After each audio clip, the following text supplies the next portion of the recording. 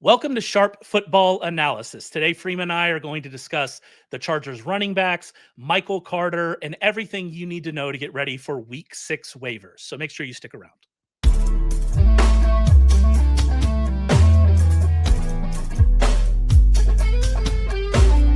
What is up, everybody? This is Sharp Football Analysis, the waiver wire edition of the Sharp Football Analysis podcast. My name is Raymond Summerlin. And since I'm talking about waivers, there's only one person that I'm going to be talking to this year, and that is the one, the only Freeman Smith, the creator of FAABLab, a wonderful tool that you should go and check out as you look to make bids on your waiver targets this week. We're going to talk about the biggest waiver ads of the week. We're going to talk about, unfortunately, Omari Hampton's injury. We're going to talk a little bit about Michael Carter, even though that was more of a last week thing. Whole bunch of stuff to hit. Excited to be talking to Freeman. How you doing, my friend? Yeah, I'm doing well. Thanks. It's crazy timing. We were just about to start the show, and then a minute before we saw the Omari Hampton IR news. So super unfortunate, but good timing for waivers at least. Yeah, and as a reminder, we record these ahead of the Monday Night Football game.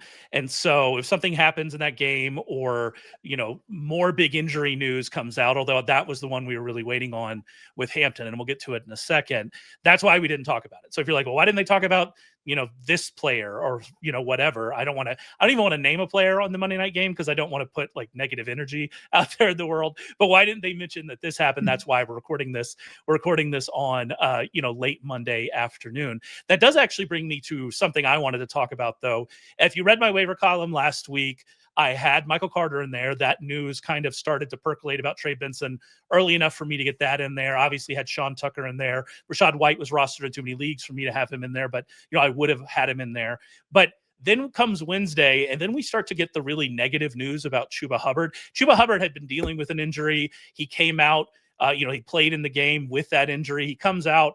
It was more of like a timeshare, but then we get like kind of like weird press conference from Dave Canales, and we start to see all that start to percolate. And it just made me think, and I saw some discussion of this online as well, is that like, why are we doing waivers on Tuesday night? It doesn't make any sense. It's before the first injury report for most teams. Most teams' first injury report is on Wednesday. It's before we get like a lot of the press conference news bits that we need, that some of those happen on Tuesday afternoon. There's just like, it's frustrating to have to try to make these like start, sit. Is somebody going to be playing? Are they not going to be playing? I had Kendrick Bourne in the article last week. That's a good thing that worked out, but I was just guessing. We didn't know what was going to happen with Pearsall. We didn't know what was going to happen with Juwan Jennings. And so like, please, like, I just want us to move waivers back to Wednesday. Is this a wild, like, are you with me on this? Can we get a petition going that we move waivers back? Yeah, so I had to go up against Rico Dowdle this week, and I think the guy who got him spent like 5% FAAB because it was before all the news came out. So yeah, I'm definitely a recent convert to the let's see what happens on Wednesday. Fair play to that person. Like, we just need to give a thumbs up to that person. That's what play that. This guy just fell backwards into that. There's no way he anticipated Chuba not playing. And yeah, I think that I'm a recent convert, but I also think, just from a personal perspective, the emotional toll of watching 12 hours of football on Sunday and then losing a heartbreaking game on Monday night and then having to set waivers on Tuesday is just too much. I think that despite, apart from just the practicalities, I think that we need an extra 24 hours before waivers. Trying to explain to your loved ones that you also are busy on Tuesday night when there's not even football on is it's a bridge too far. Yeah, it's moving a little too far. And as always, the Thursday night game is ruining all of that for us as well. It's moving our timelines up further than it needs to be. But that's neither here nor there. That is our plea to all the fantasy football industry. Please move back waivers. All right, let's talk about a few of these guys. Like I said, we obviously got the Omari Hampton injury. Before we do that, though, I do want to make a point. If you aren't already, make sure you subscribe to our YouTube channel, to our podcast feed, wherever you're listening to this. Make sure you subscribe, turn on notifications so you don't miss any of our exclusive content. We are now 5-0 on our featured prop of the week given out during the Friday show by Warren Sharp. If you've been tailing us on that, congratulations on the money. That's a great situation. 5-0. We'll hope to keep it going. You don't want to miss these free bets. We just give these out for free at the end of the show. Warren gives them out. Go and check it out. Tune in this Friday and win with us this weekend. And also, just as a reminder, We're going to be talking about waivers here. If you're like, well, I don't know how much to bid on this guy. I don't know how much to bid on Kimani Vidal, right? If you're kind of in that situation, head over to FAABLab, FAABLab.app. It is the best way to get ready for waivers, the best way to check. For FAAB bidding. It's the best way to check how much people are in general spending, how much you have to spend. It's the best place to do it. So make sure you go and check that out. All right, let's get to the Chargers. And unfortunately, we had a really good week of injuries. We didn't have a ton of like really serious ones, which was nice coming off of last week. We want to see good players healthy, right? But the one injury, we had was the one major injury we had here was Omari Hampton going down with an injury that looked like it was serious to start with. Now we know he's going to injured reserve. Obviously, Najee Harris is already out for the year. The Chargers they're missing 4 starters now on the offensive line, I guess, depending on what happens with Mekhi Becton. So like we're here with the Chargers. They're charging, full speed ahead after that great start. So now the question is, what do we do with this? We have Hassan Haskins, we have Kimani Vidal. I'll be honest with you, for me, this is really seeming like do we actually care that much kind of situation, but I'm interested in where you stand on these two players. Yeah, so I think the reason Omari Hampton was such a good asset early in the season was because he was kind of forced into this bell cow role. Najee Harris literally blew up his eye and then had this season-ending injury, and I think that forced the Chargers into something that they probably don't actually want. Plus, Omari Hampton's really good, right? So they were able to use him in the bell cow role, but Greg Roman basically never does that. I mean, we had a ton of time back with the Ravens where he was always splitting between at least two backs. And he said preseason when they were talking about Najee Harris and Omari, he said having one back is a prehistoric creature, that the modern NFL, you have two backs. So I don't see any indication that Haskins or Kimani Vidal are good enough to warrant some bell cow when he doesn't even seem to want it. But if you are going to pick somebody, it seemed like with the first team that Haskins was the next guy up. And so on the flip side of things, my guess would be that when Omari Hampton does come back, which it looks like it'll be a while, but Haskins would still have a role if he was truly the next running back in line. But then again, Kimani Vidal was playing some of the longer down a distance, passing game stuff. He had a lot of garbage time work, but he did have some touches around the goal line. So I think the whole thing is just going to be really murky, and the run game seems pretty decimated ever since Joe Alt went down. So I think this is something where, yeah, maybe if you need a fill-in, but I definitely wouldn't spend a lot of FAAB thinking you are about to get some league winner. Yeah, and it's tough because we do now know, like it's a lot like the Trey Benson situation with Carter. We now know that Hampton's going to be out for at least, like we said, at least 4 games. And so that opens up a much longer runway than you had, again, with someone like Rico Dowdle or Rachaad White last week. And so we have this longer runway, but we just don't know who it's going to be. They played 14 snaps apiece, Haskins and Vidal. 6 touches to 5. Haskins out-touched Vidal. But like, there are some structural, you kind of hit on them. There's some structural issues with this offense just in general. They're still 26th in yards before contact created on running back runs. It's not like they've been a very efficient running team. And you would say, okay, well, then maybe we're more interested in the passing game. But the Chargers also, that part of their team has fallen apart as this offensive line continues to struggle with injuries. And we had early in the season that this was a very pass-heavy offense, and they are still 3rd in neutral pass rate. But last week that crashed. They were 19th in neutral pass rate last week. And it seemed like they were making a conscious effort to try to work around these offensive line issues, which just continue to get worse as we go through with, whatever's going on with Mekhi Becton. And I think Trey Pickens came back to that game, but we don't know when Joe Alt's coming back. And so like, I do just wonder, is this an offense we even want to be heavily invested in general, right? Outside of like Quentin Johnson and maybe Ladd McConkey, and that's a whole nother conversation, right?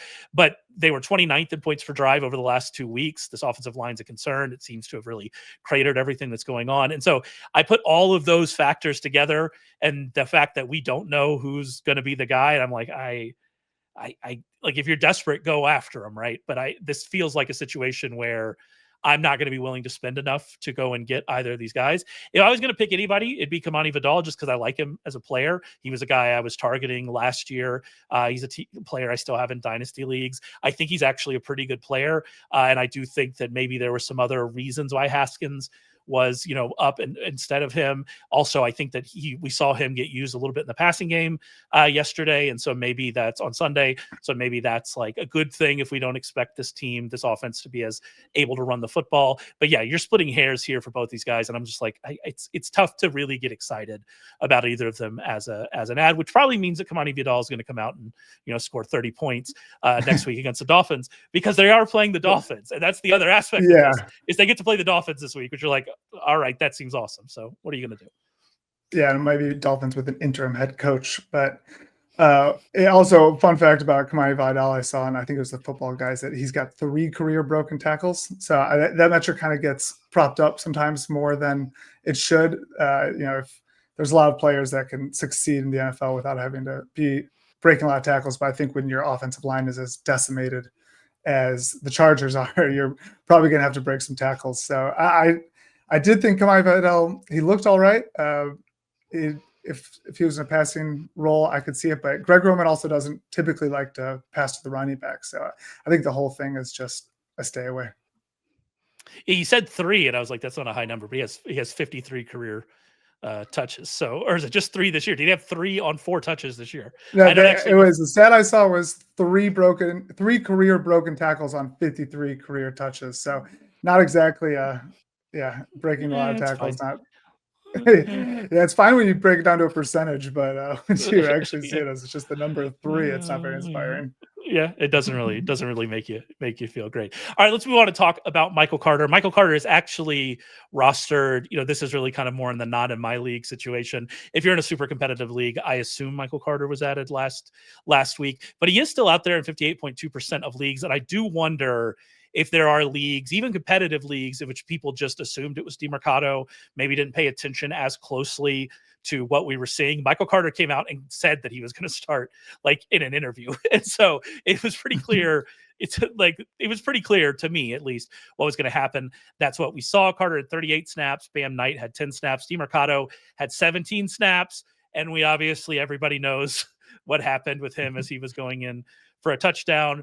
Most of us have probably seen the video of his coach yelling at him on the sideline. It seems like he might be shadow realmed here. And so we look at all the situation. Trey Benson, he's already on injured reserve. It seems like he's going to miss even longer than the minimum 4 games based on, what I heard about that injury and what we've kind of the tenor around that injury. So I think we're going to get Michael Carter here as the lead back in Arizona for a little while. And that makes him, very clearly the number 1 ad, if he's still available in your league, over the Chargers guys for sure this week. Yeah. Speaking of prehistoric creatures, Michael Carter, I feel like he seems like he's so old to me. That rookie season with the Jets feels like it was forever ago, but he's actually only 26 and he was good. It was just, they drafted Breece Hall and then decided to make him a workhorse. But Michael Carter, he's had a confusing career because he was good as a rookie, and then he came to Arizona. They traded for him, right? And then it just it's been weird. It's a very odd career that Michael Carter has had. Yeah, and I thought he looks good. I think it's a good case in running backs having specific roles, right? Because people were freaking out when DeMarcado had a lot of work with Trey Benson, allegedly still healthy the week before, but that seemed more like a passing down, long down a distance situation. And then it seems like despite losing 2 running backs ahead of him, Mario DeMarcado didn't even make any advancement in the depth chart. Like, he was still this same role. And so I think Michael Carter will probably be in a similar situation where he'll be this more safe early down guy between the 20s and stuff. But yeah, it's a valuable role. We've seen James Conner do a lot with it in the past. They do have a really tough schedule coming up, though. And so I do wonder if they're going to be in situations where they need Michael Carter to grind out the game like they supposedly should have against the Titans. I think that's what we saw, that they were winning. Michael Carter was getting a lot of run. And then once they actually were competitive again, they started using DeMarcado and trying to get, and Bam Knight trying to do more passing down stuff. So I do feel like his ceiling might be capped by that.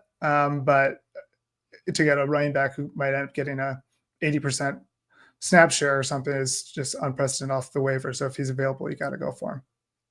Yeah, and I have a note in my to-do list on my phone that is just in all caps, trade Michael Carter, and that's the reason why. It's because the big concern you have here is that DeMercado played 14 of the 16 snaps on third down for the Cardinals. He played 4 of the 5 snaps within 2 minutes of the half. This is very clearly a compartmentalized situation, and even if it's not DeMercado in that passing game situation because they move on from him or whatever happens to him after that, he gets 80 Mitchelled as it were, then it could seems like it could be somebody else stepping. Is it Bam Knight? That's not really what I remember from him as a prospect entering the league, but maybe it's Bam Knight. We've obviously seen players change kind of the expectations for them. Samaje Perine is a great example of that, actually. And so, maybe Bam Knight comes in and we see that, or maybe they find somebody else. But I do expect this to be compartmentalized. And to your point, the matchup this week against the Colts isn't bad. Like I like that matchup from like a pure running perspective, but are they going to hang with the Colts in Indianapolis? Then they get the Packers. You don't expect them to be competitive in that game. Then they get the Cowboys. And I mean, that's a great matchup for Carter. That's wheels up. I hope he does nothing against the Packers so we can play him in DFS, right? with the Cowboys. But yeah, so there are some concerns here in that regard. If we end up with him in this compartmentalized early down role, this was a perfect situation for him until, very late in the game. And so it worked out great for him, but we'll have to see how that goes moving forward. By the way, if you're interested in, Michael Carter or the Chargers running backs, how much you have to bid on them, go to FAABLab, check it out. It'll really help you. Also remember to subscribe to the podcast, YouTube, wherever you find us. We appreciate it. All right. Moving on to our third guy I wanted to talk about, and I made sure this guy was on our list, and this is Mason Taylor. And I didn't have Mason Taylor high enough in my waiver rankings last week. He should have just been, I say he should have been number 1. He probably should have been number 2 behind Darren Waller because Darren Waller's role exploded. But people went out and picked up Darren Waller, obviously, off of that big game. Darren Waller's not available in a ton of leagues. Mason Taylor still available in 91.8% of ESPN leagues. And I just don't understand it. He's the number 2 wide receiver for the New York Jets, a bad New York Jets team that, regardless of what they want to do, is having to throw a lot of passes. And I'm just like, I'm all in now on Mason Taylor. I'm 100% in on Mason Taylor. I wonder where you stand on him. Yeah, I think he's the pickup of the week, depending on what you pay for him. He had a 27% target share. He's had the 3rd most targets over the last 3 weeks for all tight ends. So he's really checking all the boxes.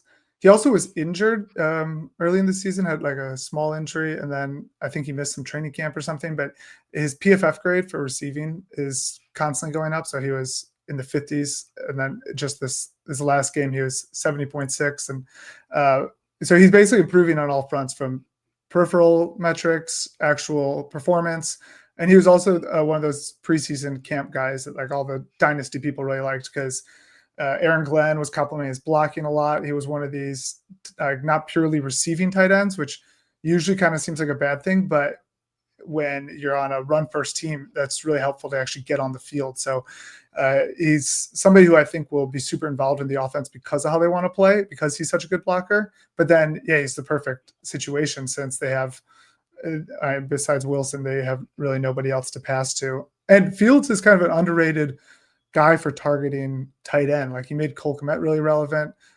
He threw to tight end more than twice as much as Russell Wilson did last year for the Steelers. So, yeah, overall, I think he's a perfect guy for long-term FAAB spend right now. And you got to decide at this point in the season too, right? Like with buys and injuries, how you want to spend your FAAB dollars. Are you somebody who's going for a set and forget type guy, want to spend on a tight end that can replace, somebody who's totally out for the season or underperforming expectations? Or are you somebody who needs these bye-week flex fill-ins? And I think if you are somebody who needs a tight end for the rest of the season and, you have the FAAB dollars, I think he's a good buy. You don't want to spend too much. I looked at some stats for last year, and every tight end that was over 13% of your FAAB budget underperformed expectations. So obviously there's some random variance in that, but I think it just goes to show that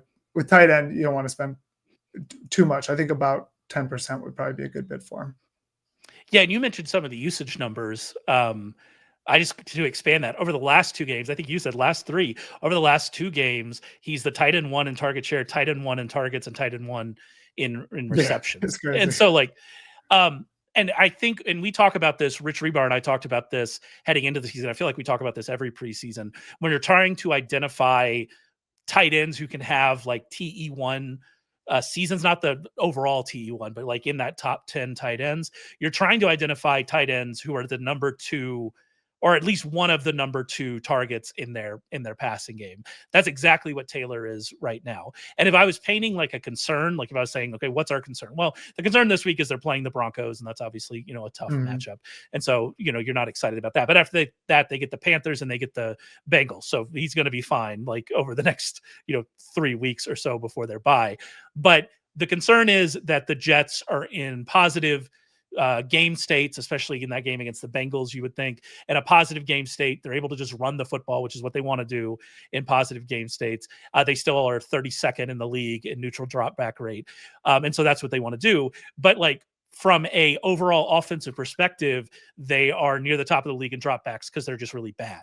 And I don't really see that changing. And so as long as they're really bad and he's getting 25% of the targets, that's a great situation, especially for a tight end that's out there in over 90% of leagues. Like, it's exactly what you should aim for. Go and pick up Mason Taylor. I think it's a great situation. All right, let's talk about a few deep cuts. I have a couple names here of guys that are just lower that we should talk about. One of them is not a deep cut because I think everybody heard his name a ton on Sunday, and that's Ryan Flournoy. I didn't look it up. This is one of the first times I haven't looked up the name. I don't know if I got that right. He was a bit of a dynasty darling. What was that? A couple years ago, came out and had a massive game for the Cowboys. And what if I told you that he's the wide receiver 5 in yards per route run among wide receivers with at least 50 routes this season, which is a wild stat.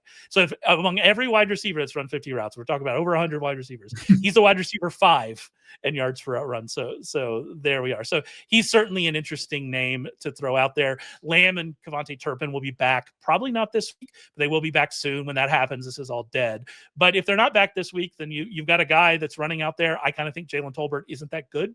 And so like, if you can get 1 week out of this guy, if you need bye week help, he's certainly a name to know in deep leagues.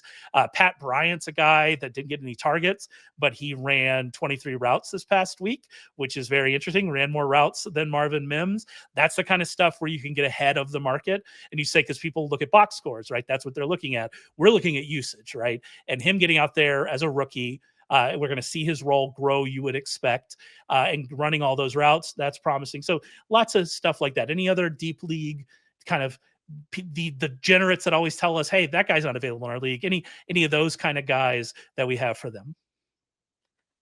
Yeah. Well, I think Ryan Flournoy, just to support you. That's what I heard, but I did look it up, but I don't know if anybody really knows for sure. But he's one of those guys that it's super easy for me to fall. Like, I totally was buying in, watching him play. He looks just unbelievable and physically dominant. But yeah, I was looking back last year this time, the number 1 wide receiver pick for FAAB was Tolbert, and he was a huge disappointment on the season. So, and he was a much better prospect and probably had an easier path. So don't want to fall for it too much, but it is nice sometimes just get those guys that look like beasts and just to hope that your eyes don't deceive you. I think a good way to go at this time of the season too, especially if you're somebody who's doing pretty well and has some of the flexibility to just stash guys, is look at some of these RB2s that have been elevated, like the Isaiah Davis types, or not losing faith in Sean Tucker. But these guys who are basically in this super valuable handcuff role, but we kind of forget about it because, like a Braylon Allen goes down, it's not immediately huge news. But then if Breece Hall were to go down, Isaiah Davis would be the biggest waiver ad of the week for sure. And I think there's a lot of examples of this where people are just moving up the depth charts kind of quietly because you're not paying as much attention to what happens to the RB2s. So yeah, some of those guys, especially the young ones, I think Isaiah Davis is a perfect example because he's also somebody who's showed promise and seems really physically gifted. So if something were to happen, he'd be in a perfect situation. He might be in a good situation, even just as a complimentary back in that offense. Yeah, I mean, he was definitely the passing down back for them. I don't have the numbers in front of me, but he as someone who had a reasonable amount of money riding on Breece Hall's over receiving yards, which he did hit, thank goodness. He was the guy. He was the guy that got us to 5-0 on that. So thank you, Breece Hall, for that. I was a little bit annoyed about how much Isaiah Davis we were seeing, but yeah, he is definitely their passing down guy. And as we talked about with Mason Taylor, if they're bad and just have to throw, that means we're going to see a lot of Isaiah Davis. I just have to mention this. You brought up like the number 2, like the guy that would be the very clear guy that people would spend a lot of FAAB on if the lead running back got hurt. And the answer to that question is DJ Giddens, who is still available in 98.4% of ESPN leagues. And I just don't understand. Clear number 2 running back to Jonathan Taylor, who I hope stays healthy the whole year, because I have him in a lot of best ball teams, and he's been awesome, right? Another 3 touchdown game. I hope he stays healthy. He has an injury history. If he doesn't stay healthy, DJ Giddens steps up as the lead back in one of the better offenses in the league, which wild that we're saying that, but that's where we are now with the Colts. Yeah, that's a great point too, because it's like these Giddens types that don't get a lot of playing time get forgotten about for the players that end up getting, 30% rush share or something. But the irony is that actually those guys might be more valuable because their team has a proven track record of using a workhorse. So, if like in the Chargers situation, if we're going to see a split backfield here, that's not nearly as valuable as if Giddens comes in and ends up being a workhorse for Indy and is 80% of what Jonathan Taylor can do. So yeah, it's a funny way that we value these guys. And I think that you're right, especially if you're just going to be rotating through that last bench spot, might as well add these super high value lottery picks. I do think we would get some, assuming he's healthy. He hasn't been playing, but Tyler Goodson. I know he went to Iowa, and I know you hate Big Ten. You're obsessed with Tyler Goodson. This is the back-to-back Tyler Goodson call out. but yeah, I assume Goodson would get some run, assuming he's healthy. But yeah, I think Giddens would be stepping into that lead role for sure. And so there we are. All right, that's it for us. Make sure you head over to FAABLab, check that out. Get all the info you need to make the best bids and spend your FAAB dollars as best as you can over at FAABLab, FAABLab.app. You can also check out my waiver wire. It comes out Tuesday. I'll be honest with you, I try to get it out early morning, but it's been more mid-morning lately. But I'll do my best. We'll do my best for early morning moving forward. Head over to check that out. Also, make sure you subscribe to the podcast wherever you're finding us, YouTube, your podcast player of choice. We appreciate all of that. Make sure you're listening to that Friday show with Warren Sharp, giving out excellent 5-0 free plays. Make sure you're checking all of that out. And Freeman and I will be back to talk with you next week.